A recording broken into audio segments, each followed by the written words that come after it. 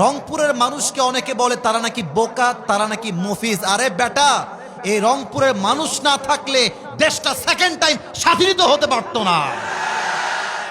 রংপুরের শহীদ আবু সাইদ যখন তার বুকে তাজা রক্ত ঢেলে দিয়েছে, তার বুকের গুলি জাস্ট তার বুকে লাগে নাই, এই গুলি লেগেছে তাওহীদি জনতার কলিজায় গিয়ে আঘাত লেগেছে। রংপুরকে তোমরা মফিজ বলো, রংপুরকে তোমরা বোকা বলো, মাথায় রাখবা রংপুরের মানুষ আর কিছু ভালোবাসুক বা না বাসুক, তারা কোরআনকে ভালোবাসে, তারা ইসলামকে ভালোবাসে। আপনি অন্য জায়গায় মাহফিল করেন নাই, রোদের মধ্যে লোক কোথায় পান আমি দেখবো আপনাকে? আপনি লোকই পাবেন না, 300-400 লোক পাবেন, প্রচন্ড রোদের তাপ।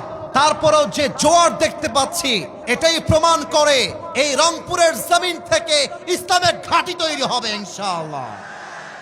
2 নাম্বার কথা বলতে চাই রংপুরের মাটিকে নিয়ে। আমি আসিফ হুজুর পুরো বাংলাদেশ ট্রাভেল করেছি, পুরো Bangladesh, entire city, entire district, সব জায়গায় গিয়েছি। প্রত্যেক এলাকায় হয়তো বা যাই নাই, প্রত্যেকটা জেলায় আমি গিয়েছি। কিন্তু আমি আগেও বলেছি, আজকেও বলছি, তাফসীরের জগতে, মাহফিলের জগতে প্রত্যেকটা জেলাই সেরা, প্রত্যেকটা বিভাগই ভালো, বাট রংপুরের সঙ্গে কারো কোনো তুলনা চলবে না।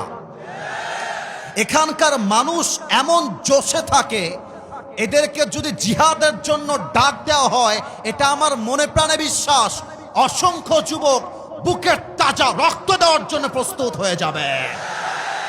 আল্লাহ রংপুরের জমিনকে কবুল করুক, পড়েন সবাই আমিন। আপনাদের বউ আছে কার কার একটু হাত তোলেন, বউ আছে? আচ্ছা, বউ আছে, হাত নামান। এবার যারা কপাল পোড়া, বউটো কেউ নাই, কপাল পোড়ারা একটু হাত তুলে দেখি, তোমাদের হাত দেখা যায়। আপনাদের কারো বউ নাই? আমি বিশ্বাস করি না। আচ্ছা যুবক ভাইয়ারা, হাত নামাও, হাত নামাও। আমার আব্বা জানদের পায়ে আজকে হাত রাখলাম, আমি আসিফ হুজুর আব্বা জানদের পায়ে হাত রাখলাম, মাদের সামনে 2 হাত জড়ো করলাম। এই যুবকদের চরিত্র রক্ষা করতে চাইলে একমাত্র বিয়ে ছাড়া সেকেন্ড কোন অপশন হতেই পারে না আমার যুবক ভাইরা। এদেরকে R15 দিয়ে খুশি করা যাবে না, iPhone 16 Pro Max দিয়ে খুশি করা যাবে না। এই যুবকরা খুশি হবে একমাত্র চরিত্রবান দিনদার মেয়ে বউ হিসেবে পাওয়ার মাধ্যমে। আব্বা বোঝে না রে, আব্বা বোঝে না। আব্বারা বলে যে বাবা নিজের পায়ে দাঁড়া, দাঁড়িয়ে তারপর তুই বিয়ে কর। মাথায় রাখবেন, নিজের পায়ে যতটুকু দাঁড়িয়েছে দাঁড়াক। বাবা হিসেবে আপনার দায়িত্ব এটা বলা যে বাপ তুই বিয়ে কর, চরিত্র বাঁচা, দরকার হলে 1 বছর আমি তোকে দেখব, তোর বউকে আমি বাপই দেখব, ঠিক কিনা বলে?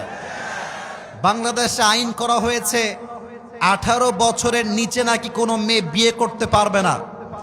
আমার প্রশ্ন হচ্ছে, 18 বছরের নিচে বিয়ে করতে পারবে না তা মেনে নিলাম, কিন্তু 13 বছরের যেই মেয়েটা পার্কে গিয়ে ইজ্জত বিলীন করছে, টিকটক করছে, ইজ্জতের ধাজিয়া উড়াচ্ছে, তার জন্য আপনার আইনটা পাস হবে কবে? 18 বছরের নিচে বিয়ে করলে জেলখানায় দিবেন, মামলা দিবেন। আর 13 বছরের মেয়ে প্রেম করলে বলবেন বাচ্চা মানুষ তো বুঝে উঠে নাই।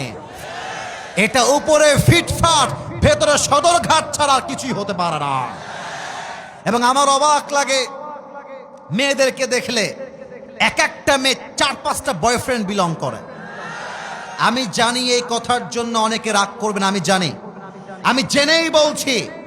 আমার কথা একটা, যেই মেয়েগুলো আজকে টাকা পাইলে, সরকারি চাকরি পাইলে বুইরা টাকলার সঙ্গে বিয়ের পিড়িতে বসে যায়, এই মেয়ে জীবনে যাই পাক আর না পাক সুখের সন্ধান কোথাও খুঁজে পাবে না।